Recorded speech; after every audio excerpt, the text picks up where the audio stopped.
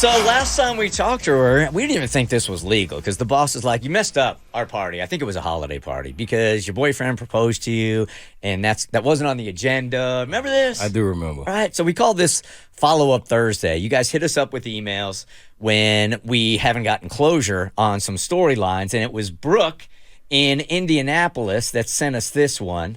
Hey, Tommy, I'm an avid Bert Show listener, listening to the podcast every day. Yeah, you are, because we're not on our radio station up there. We've gotten kicked out how many times? 4 times. Okay. They've broken up with us. I remember a listener asking about thoughts on her boss trying to make her pay for the office party they had due to her boyfriend proposing to her at said party. Her boss gave her an ultimatum to pay up or leave, as she thinks they made the office party an engagement party. Could you pretty please find out what has happened since? Did she quit or did she go to HR? What happened? And that was Brooke in Indy. All right, so the deets from back then. Our listener, a guy who wanted to be anonymous, first contacted us December 17th, 2021, wanting us to tell him if he was about to make a huge mistake. His girlfriend loves Christmas. So his idea was to propose to his girlfriend at his girlfriend's company Christmas party. He thought she'd dig a big public proposal in front of her coworkers, some of who are close friends. He was going to slip the DJ a 20 to play their song, and while they were dancing, he was going to get down on one knee and ask her to marry him. We told him, don't do it. But he went with his heart, and he did it. She screamed yes, they embraced, the entire place erupted in applause. It was awesome. Then he saw her boss's face. If looks could kill, he would have been a dead man right on the spot. She looked like she was going to explode. Her boss never said a word. The following Monday at work, the boss called her into her office first thing. She reprimanded her for making the company Christmas party about her, that it was unprofessional to hijack what was supposed to be a celebration for all and make it a celebration for her. Then her boss handed her an invoice.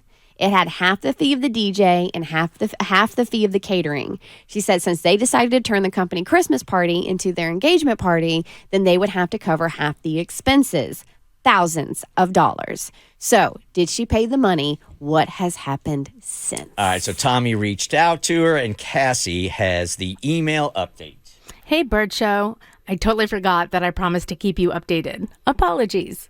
Well, the basic update is that her boss is an even bigger jerk than we realized. I had told my fiancé that she just needed to quit and that she didn't need to work for such an a-hole. Unfortunately, she was all stressed and concerned about wedding finances to be willing to quit. Even though her boss wanted to charge us thousands of dollars, she still felt like paying was less of a risk than being unemployed when you have a wedding to pay for. So she worked out a deal with her boss to deduct $200 a paycheck until it was all paid off. So after about 6 paychecks, she had paid back almost $1,200. Well, she ended up getting called into her boss's office and was let go anyway. Damn, wow. This happened back in March. It didn't seem to have anything to do with the party and the proposal. Apparently, they have had a plan to restructure for a while, so her boss basically threatened to fire her for not paying back the money, knowing she was going to be let go anyway. Oh, that's shady. I guess the only silver lining is that we didn't end up having to pay the entire amount. Unfortunately, she has not found another job yet. We've put the wedding planning on hold until we can figure that part out. I just wish there was some way we could get that $1,200 back. I just don't see how. Anywho, thanks for touching base. Talk soon. None of this seems legit, I man. know. Like, there's got to be somebody in HR that can call us right now and go, nah, she's got a case. 1-855-BERT Show. Like to deduct it from your paycheck? I don't even know how that's legally possible. I don't know either. Is it worth your time? So now you have to sit here and weigh out because time is valuable and time is worth money.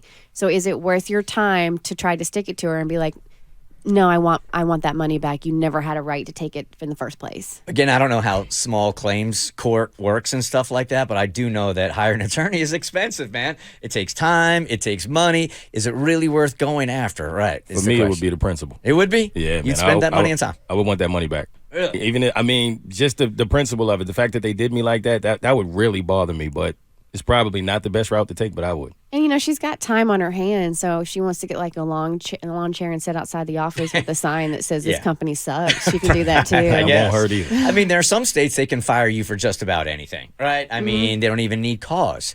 But in a case like this where they've taken, I have never heard of this before, where they have taken money out of your paycheck based on principle It's not even like a written law anywhere on the books. To right? compensate the company Right. for something they feel is, your fault. And then they let you go. There got to be a case in there somewhere. All right.